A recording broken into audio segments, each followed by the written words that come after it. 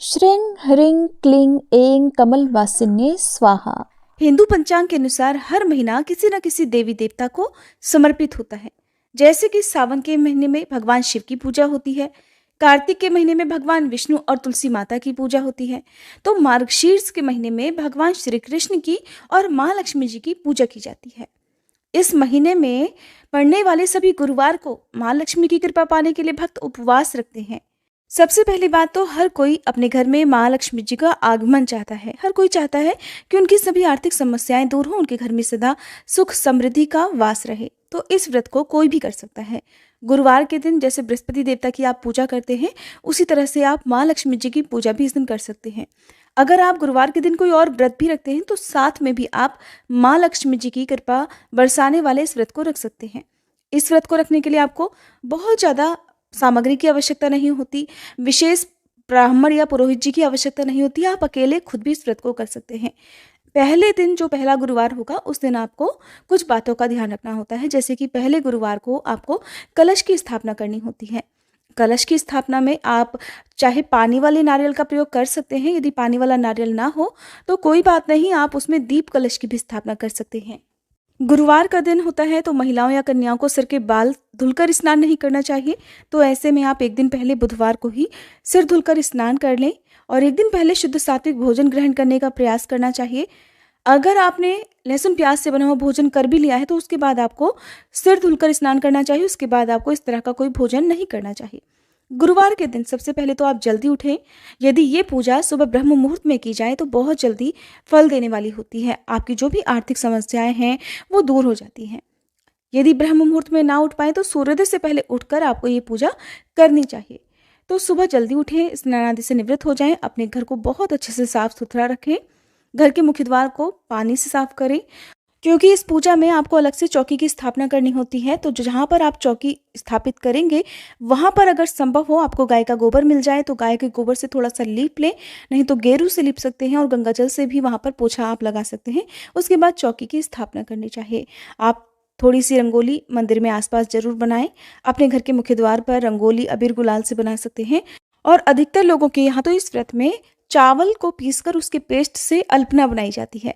अगर आपके यहाँ भी ये परंपरा हो तो आप इसका पालन जरूर करें। सुंदर सा डिजाइन बनाकर और माँ लक्ष्मी जी के चरण चिन्ह भी इस दिन बनाए जाते हैं। खास तौर पर चौकी पर भी माँ लक्ष्मी जी के चरण चिन्हों की स्थापना करके फिर पूजा की जाती है। एक प्रश्न पिछले साल की वीडियो में बहुत सारे लोगों ने किया था, जैसे कि अगर आप देखना चाहें तो हमारे चैनल पर पिछले साल की जो वीडियोस हैं मार्गशीर्ष मास महात्म्य की वो भी आप देख सकते हैं। तो उसमें अक्सर लोगों ने कमेंट किया था कि जैसे एक महीने में अगर 4 गुरुवार पड़ते हैं तो क्या हर 4 गुरुवार को आपको अलग से कलश की स्थापना करनी चाहिए, या फिर जो कलश आपने पहले दिन स्थापित किया है उसको आपको अंतिम गुरुवार तक चौकी पर रखना चाहिए। तो देखिए यहाँ पर मैं आपको बता दूं कि जो कलश की स्थापना है वो हर गुरुवार को की जाती है। हर गुरुवार को ही आप यदि सामर्थ्यवान हैं तो पानी वाला नारियल कलश के ऊपर रखें, नहीं तो दीप कलश भी, यानी कि पानी वाले नारियल की जगह पर आप दीपक जला सकते हैं, उसकी स्थापना कर सकते हैं। और दूसरी बात, कलश का जो आपको विसर्जन है वो अगले दिन कर देना होता है। जैसे कि आपने पहले गुरुवार को कलश स्थापित किया, उसमें जो भी आम के अशोक के पल्लव रखे हैं वो तो जरूरी होते हैं, और फिर अगले दिन को उन्हीं पल्लवों से जो जल आपने कलश में रखा हुआ है उसका छिड़काव घर में, मंदिर में, अपने घर के मुख्य द्वार पर कर दिया जाता है। बाकी बचे हुए जल का विसर्जन अगले दिन सुबह सुबह स्नान करने के बाद ही अपने घर की किसी गमले में, क्यारी में, किसी पौधे में अर्पित कर दिया जाता है, विसर्जित कर दिया जाता है। और फिर अगले गुरुवार को फिर से आपको कलश की स्थापना करनी होती है।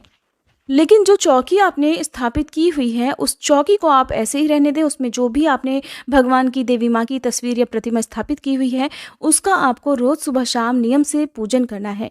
और अंतिम गुरुवार को व्रत रखकर, जैसे कि इस बार मार्गशीर्ष महीने में इस बार 5 गुरुवार पड़ेंगे, तो 5वें गुरुवार को भी आपको उपवास रखकर शाम के समय व्रत का उद्यापन करना होगा।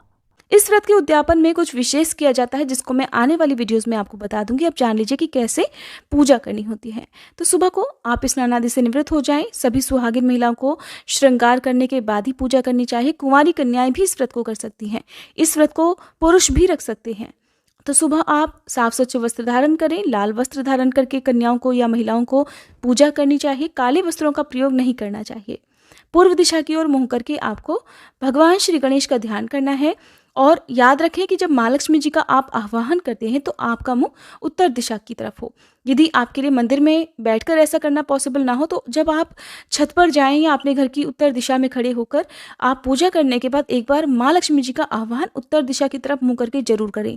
माँ लक्ष्मी जी से आपकी जो भी कामना है उसे पूर्ण करने का आप निवेदन जरूर करें, क्योंकि उत्तर दिशा को माँ लक्ष्मी जी का वास माना जाता है। चौकी पर सबसे पहले विघ्नहर्ता भगवान गणेश जी की स्थापना करें। फिर यदि आपके पास तस्वीर है माँ लक्ष्मी जी भगवान विष्णु की तो उनकी स्थापना करें। चरण चिन्ह है तो जो पीले अक्षत मैंने आपको बताया था उन्हें आप चौकी पर रखें, उनका अष्टदल कमल बना सकते हैं। अष्टदल कमल बनाना नहीं आता हो तो डायरेक्ट आप चौकी पर थोड़े से अक्षत रखकर उनके ऊपर आप चरण चिन्ह रख सकते हैं। चरण चिन्ह ना हो तो कोई बात नहीं, आप बिना चरण चिन्ह के भी पूजा कर सकते हैं। तस्वीर की स्थापना के साथ ही अब आपको कलश की स्थापना करनी है। जैसा कि आप हर बार कलश की स्थापना करते ही होंगे, एक मिट्टी का आप घड़ा मटका ले लें या फिर कोई भी धातु का कलश ले लें। उसमें आपको शुद्ध जल, गंगा जल भरकर रखना होता है।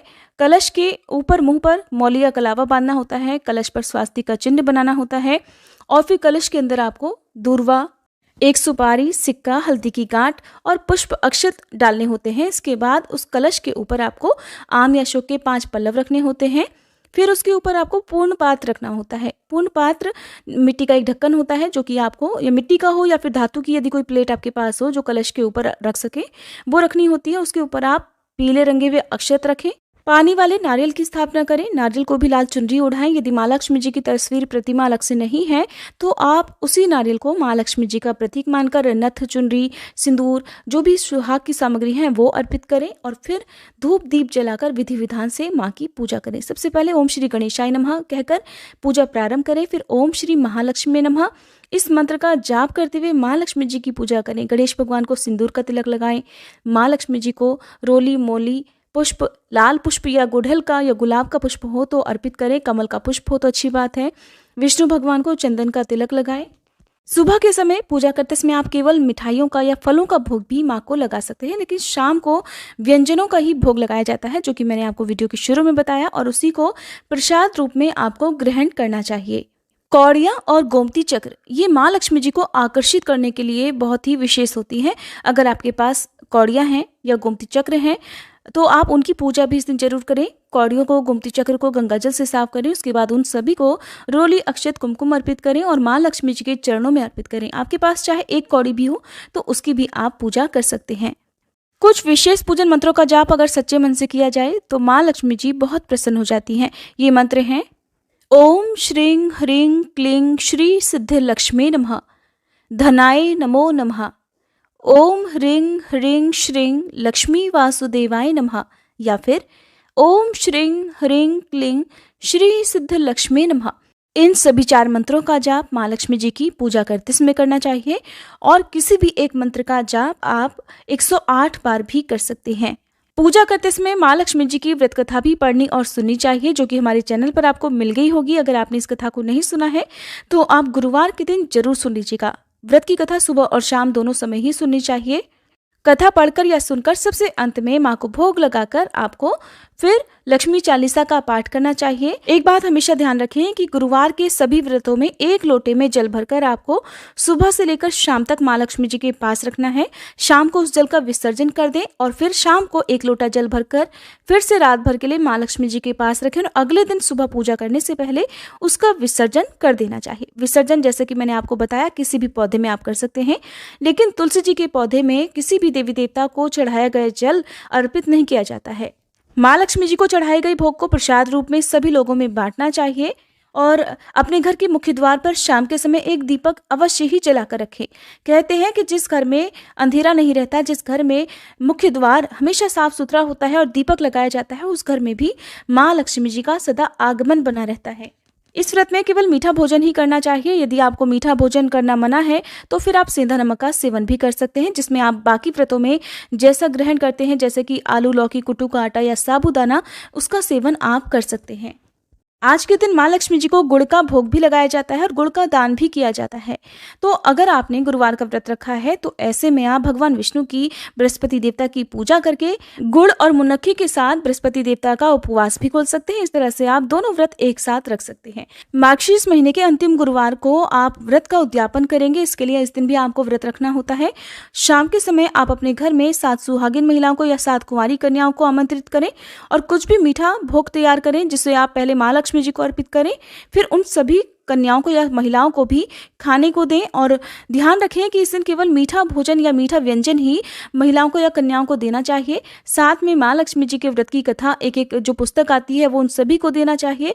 यदि सुहागिन महिलाओं को आपने आमंत्रित किया है तो उन्हें श्रृंगार की कोई भी सामग्री जैसे कि चूड़ी, बिंदी या फिर मेहंदी वगैरह उन्हें उपहार में देनी चाहिए। उन सभी से आशीर्वाद लेकर आपको उन्हें विदा करना चाहिए। और अगले दिन चौकी का विसर्जन कर दिया जाता है। कलश का यदि आपने स्थापना किया हुआ है तो उसका विसर्जन भी अगले दिन आप करके गुरुवार व्रत का, जो कि मार्गशीर्ष महीने के गुरुवार व्रत है, उनका उद्यापन कर सकते हैं।